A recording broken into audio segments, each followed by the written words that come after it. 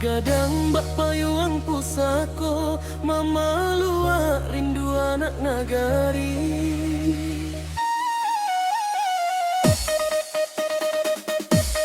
Gonjong manjulang membala awan, bak doa nan indah putui-putui. Ukiran kayu bakato adat, dari niniak turun ke cucu.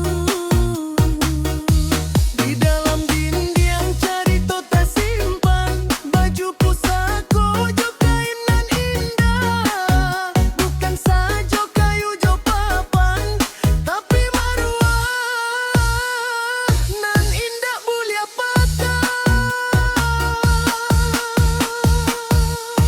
Pagaruyuang lambang Minangkabau, tagak koko dalam hati urang. Satio konjong menyuruh ingin, adat basandi syarak-syarak basandi kita bulan. Bilo awak Jawa di rantau urang. Pagaruyuang bukan saja istana, tapi jati diri anak Minang sadonyo.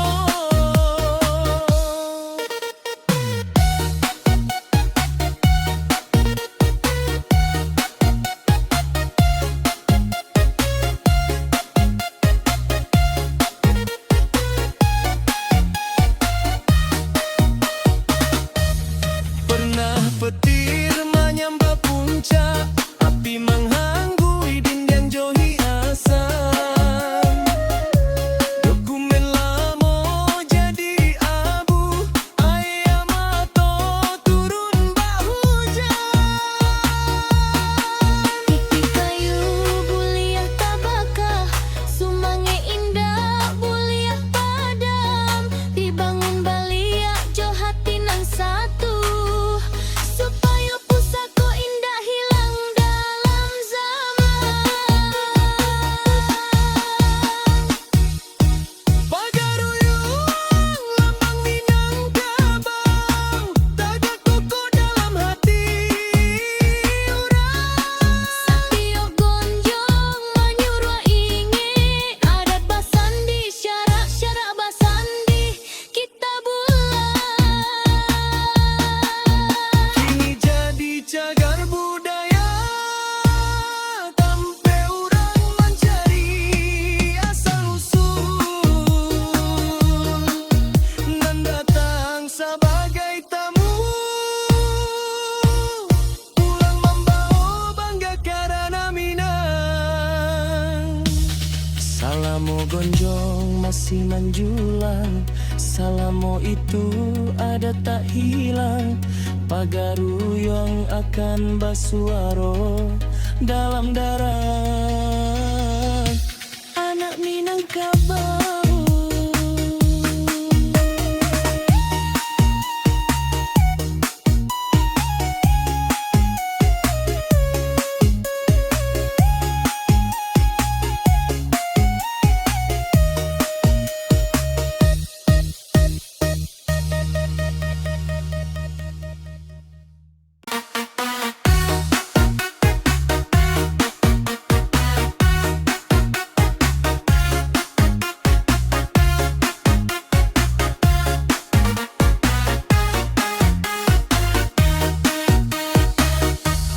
Rumah gadang bak payuang pusako, mama luak rindu anak nagari.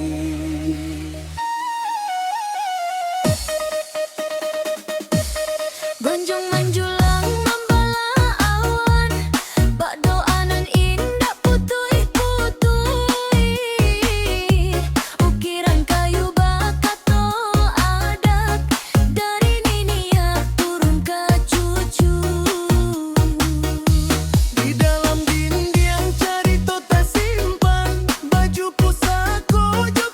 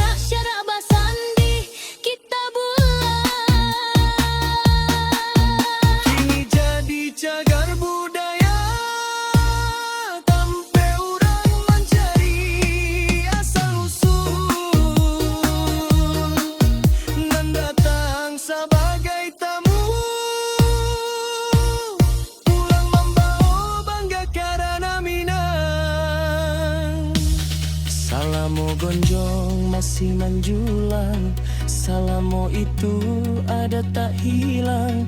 Pagaruyong akan basuaro dalam darah.